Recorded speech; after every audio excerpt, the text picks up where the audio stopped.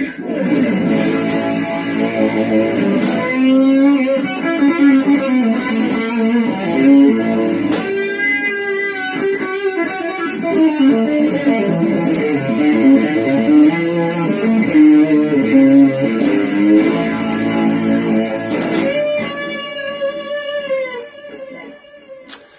just wanted to show you that you can actually play guitar after COVID.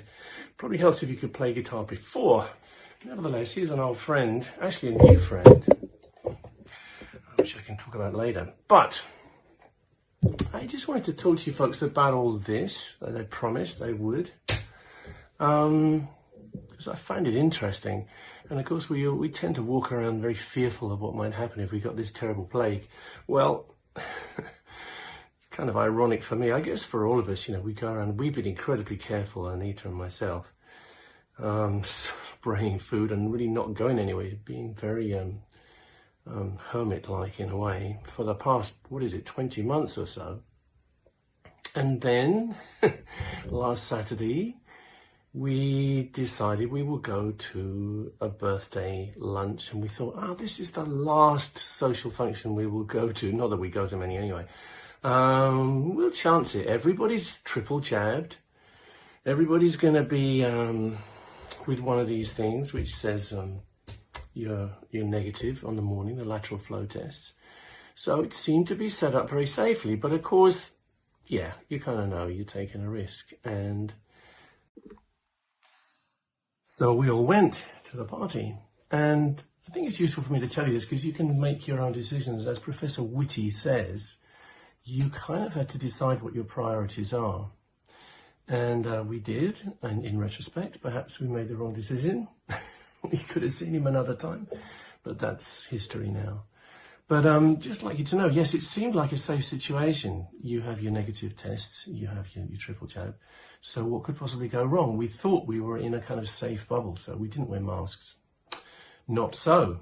So it's worth knowing that. Now, if it had been a board meeting where everybody's sitting a long way apart, maybe that wouldn't have been the case. But the new strain seems to be, the new variant seems to be so incredibly transmissible. I'm not even sure that would be safe. This thing is spreading at such an alarming rate. So just so you know, I can tell you kind of from the other side now, just for the few of you out there who haven't had this now, I can tell you what it feels like on the other side. Saturday was when the party happened. Sunday, Anita felt a little bit of a cough. I felt kind of all right, maybe a little snuffly. Monday, we both started to have some kind of symptoms, and we thought, maybe we got some flu or whatever. We're testing the whole time, and we're testing negative. And Tuesday, I hear that I think 8 people from the party had already tested positive and had the COVID in their systems. And I realized that they had been testing negative up to this point as well. So Tuesday night, we tested ourselves once more, and we were both positive. So it took that long, Saturday to Tuesday, for the test to show anything. But I would guess we were infective all along that time. So unfortunately, the test doesn't give you kind of immunity from spreading it. It certainly would seem. Luckily, we pretty much kept away from everybody because we had a bit of a feeling. So hopefully we didn't infect anybody else, although I'm not sure. We're now quarantining, of course. And yesterday I showed you the picture with the lurid double red line, very strong in my system. By that time I'd had 2 horrendous days, I have to say. It's like the worst flu you can imagine, really. And felt very despondent. I nearly came on here to sort of show people how pathetic I looked. But I thought, no, this is trying to grab sympathy, and it would frighten people. But yeah, we were both poorly. Me particularly. I was pathetic and just didn't want to talk to anyone, didn't want to see anyone, couldn't get out of bed. I was just filled with mess in the head and all the flu symptoms, a terrible cough. Now, Saturday, this is day 7, you saw the test, and it seems that the red line is weaker. And I feel pretty good. Actually, I felt pretty good the last couple of days.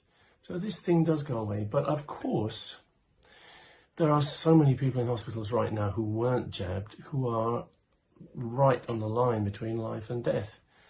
And I can't emphasize to you enough, this is not the response that my body would have made on its own. It's making this response because I've had 3 Pfizer jabs. And I beg you and implore you to go and get jabbed if you're not already, because you need the help. I lost one of my very best friends to COVID very early on. In 6 days, it killed him. Could have done me the last 6 days, but it didn't because of the jabs.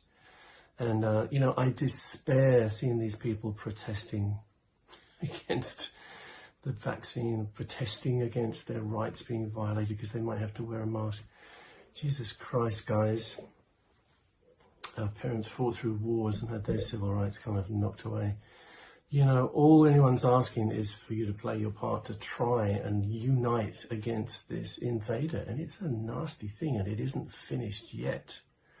So by all means protest. You know, I'm the first person to support people's rights to protest, but protest against stuff that you should be actually concerned with. Protest against the ineptitude, the arrogance, the ignorance, the deceptiveness, the dishonesty of this government led by Boris Johnson. Yeah, protest.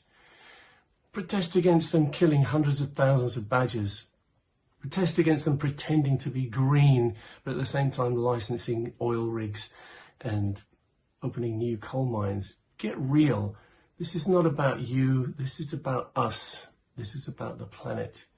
And I feel so sad seeing my past friend, Piers Corbyn, who was in our physics group, a very bright young man. So sad to see him losing his marbles and asking people to burn offices down. I mean, come on. We need to get real. So I'm here to tell you, if I may, it's not too scary. You can get it, and if you're jabbed, you can survive. You can see I'm pretty good. Don't be scared, but be cautious, because you don't want to get this. I mean, this is obviously put an end to our Christmas, but we'll postpone. You know, that's just the way it is, and we'll get better, and I will get fit again. I'm already back on the bike. I'm already doing 100 laps swimming, because fitness is vital for us getting back out on the road. So I've probably said enough. God bless you all. Take care out there. Be brave, but be sensible. Be careful. And let's all pull together to try and beat this damn coronavirus. God bless.